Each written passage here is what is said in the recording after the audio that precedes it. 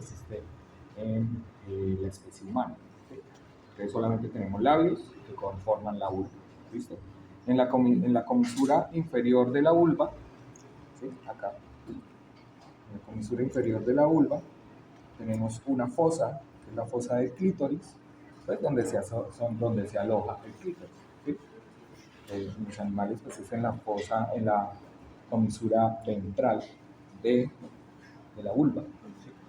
Al contrario pues de la especie humana, el clítoris en la mujer se ubica en la comisura dorsal. ¿Okay? Bien, cuando ingresamos, abrimos la vulva e ingresamos, se encuentra, como dijeron los compañeros, el vestíbulo vaginal. ¿Sí? Es un tejido, ¿sí? Que está compuesto pues, de tejido muscular y seroso, una mucosa, que contiene las glándulas vestibulares. ¿Sí? Y lo que hacen las glándulas vestibulares es segregar unas sustancias que van a lubricar, ¿sí? El tejido, pues facilitando, digamos, la penetración del miembro del macho. ¿Sí? Bien, como ellos lo dijeron acá, entonces tenemos el meato urinario externo, que es este. El meato urinario externo es donde sale la uretra y por allí se va la orina hacia el exterior. Aquí hay un pliegue, ¿sí? Que evita que la orina vaya hacia la vagina. En algunas hembras ocurre eso, la orina va hacia la vagina y entonces se genera una vaginitis crónica. ¿Sí?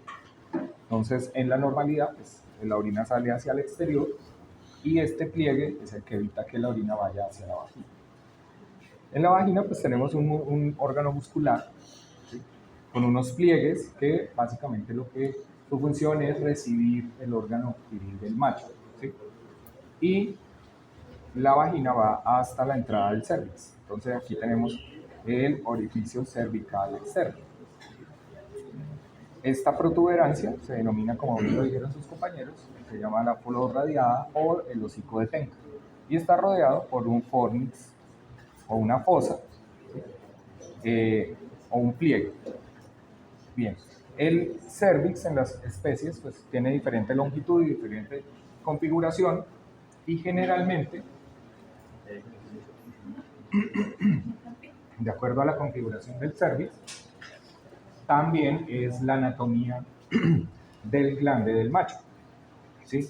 Así pues, tenemos que, por ejemplo, el cervix de la hembra porcina es contorneado y el glande del pene del cerdo es en forma de espiral para que pueda depositar el semen en por lo menos 2/3 del cervix para que sea un servicio positivo.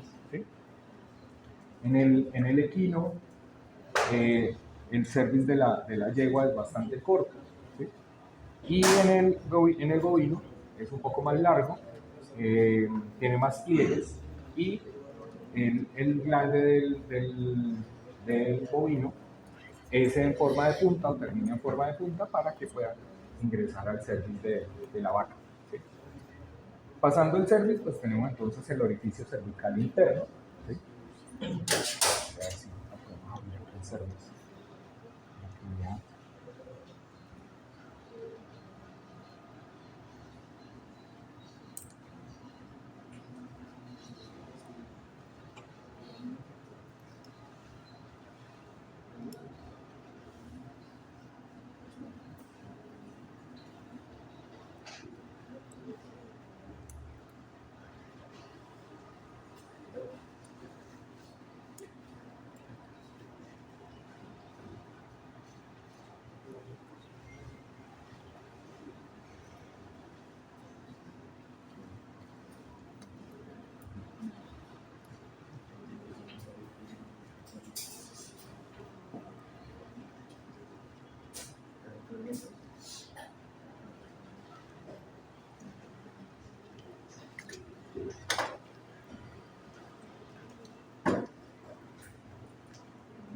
Internamente el cervix tiene unos pliegues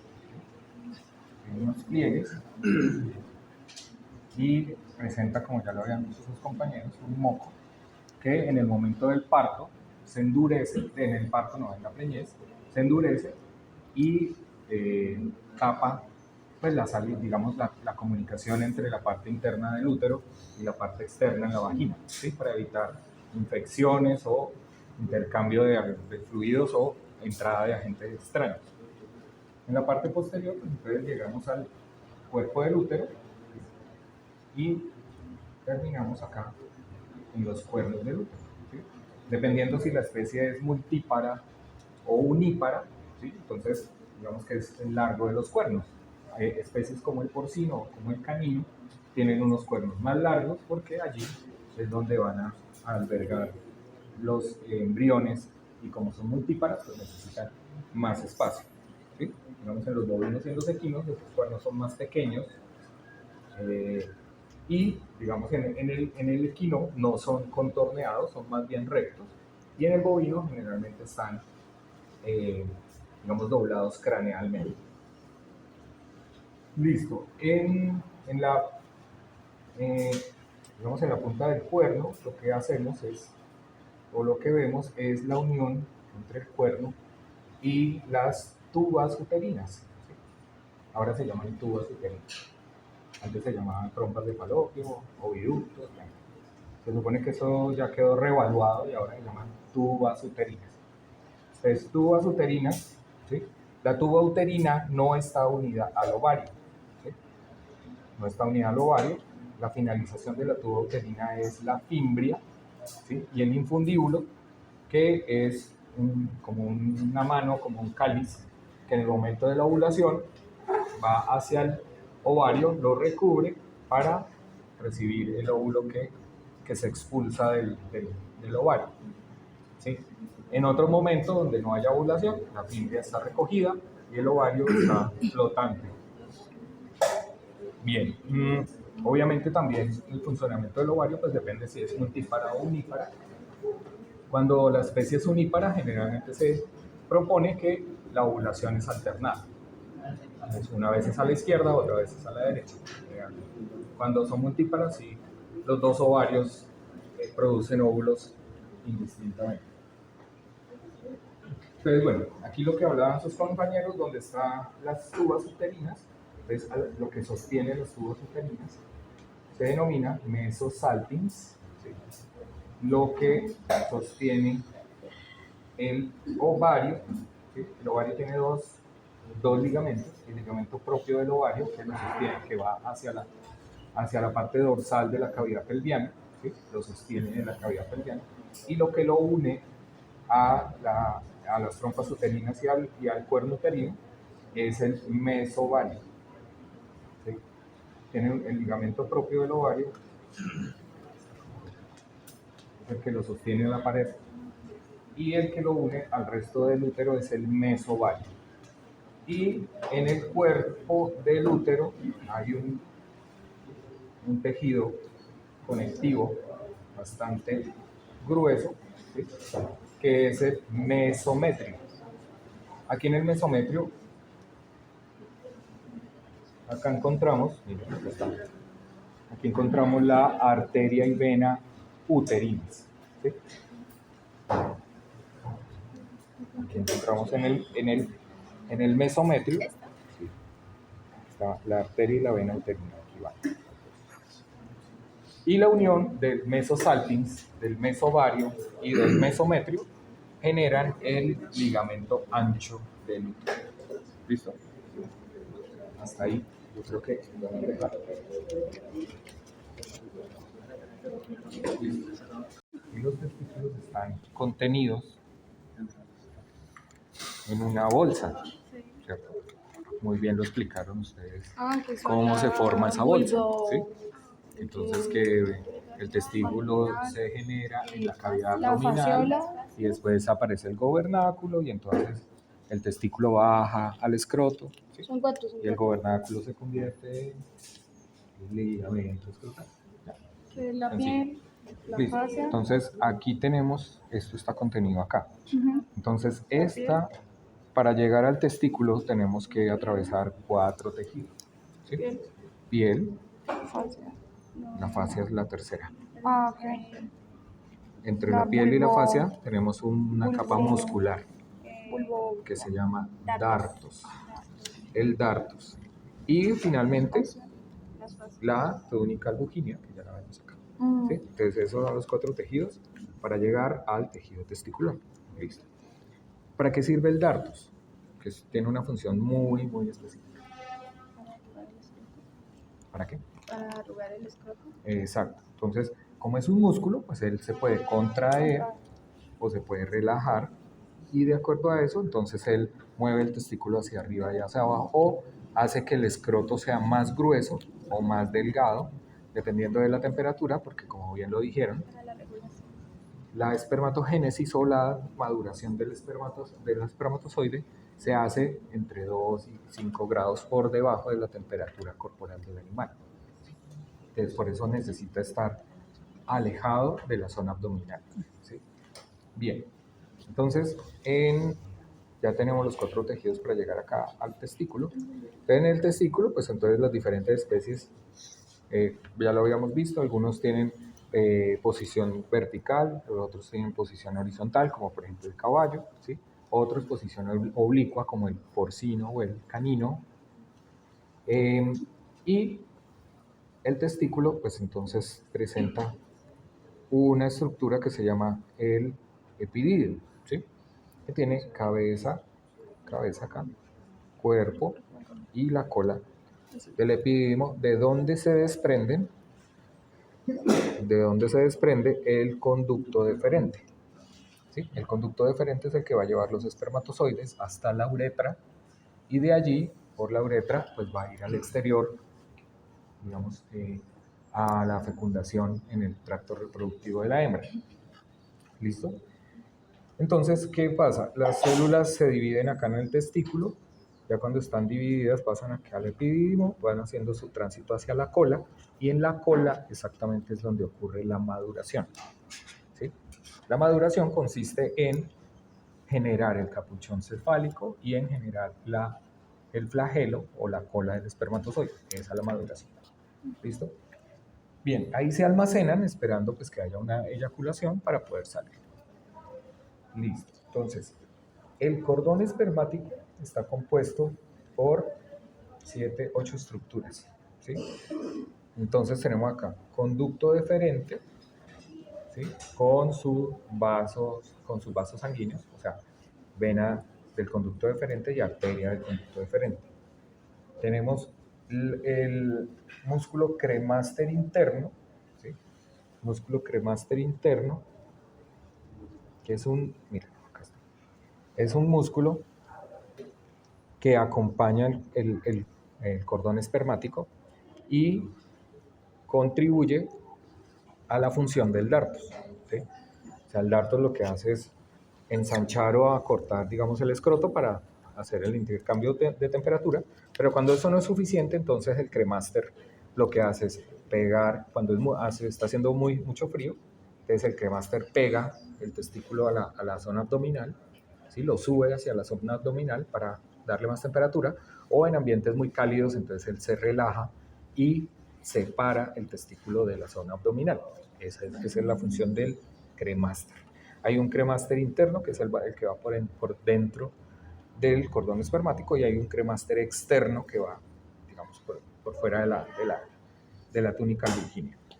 Entonces ya llevamos 4 estructuras: conducto deferente, vasos del conducto deferente y cremaster interno. También tenemos entonces arteria y vena testiculares, ¿sí? Que por eso es tan delicado hacer una castración, ¿sí? Porque la arteria testicular, ¿de dónde viene? De la arteria abdominal. ¿Cuál arteria abdominal? Celíaca. No. ¿Me estás confundiendo? Aorta abdominal. Exactamente. La arteria testicular u ovárica, ¿sí? Así se llama, testicular en macho, ovárica en hembra, es una colateral de la aorta abdominal. Entonces, donde ustedes lleguen a cortar esto acá, es abrirle un hueco a la aorta. Así, eso sale el chiflón de sangre impresionante. Entonces, por eso es tan delicado cortar aquí. Hay que ligar muy bien la arteria y la vena testicular porque es un vaso muy importante. Listo. Y además de eso va el nervio testicular o los nervios testiculares, ¿sí? Entonces ya tenemos ahí 7 estructuras y la octava pues es la túnica. Entonces en el momento en que uno va a hacer una castración, tiene que separar el paquete vascular de el conducto deferente, ¿sí? El conducto deferente no es necesario, digamos, ligarlo, aunque uno sí al final debe ligarlo, ¿sí? Pero lo importante es el paquete vascular, ligarlo muy bien, pinzarlo, ligarlo bien y después del corte, ligarlo también con el conducto deferente. En el momento en que ustedes le quiten la pinza ya después del ligado, o sea, donde ustedes le quiten la pinza antes del ligado, tienen que hacer una laparotomía. Tienen que abrir el animal para buscar eso allá en el abdomen, porque eso inmediatamente se va hacia el abdomen. ¿Sí? Entonces, por eso es tan delicado esto. A mí me preocupa mucho en las fincas que llegan y no, démosle la vueltita y le hacemos así, y eso aquí sale. Y el pobre animal va echando sangre por todo el potrero y, eso es normal, eso es normal. Bueno, en fin.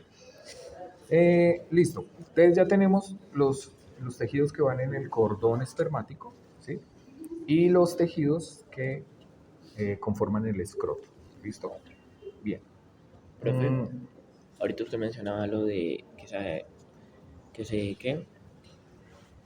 que los espermatozoides se quedan en el pidín para luego esperar la eyaculación. Sí. Luego la eyaculación, ¿cuánto tarda en volver o todo el tiempo está llegando? Todo el tiempo. O sea, en ningún momento queda seco. No, todo el tiempo se está generando división celular acá. ¿Sí? Todo el tiempo hay espermatozoides esperando salir. Bien. Cuando ocurre la eyaculación, entonces el espermatozoide va por el conducto deferente y llega acá a las vesículas seminales, anterior a las vesículas seminales. Acá están. ¿Sí? Aquí están. Junto con los conductos de la vesícula seminal llegan a la uretra. Esta porción de la uretra se llama uretra pelviana, ¿sí? Porque aún no entra al pene.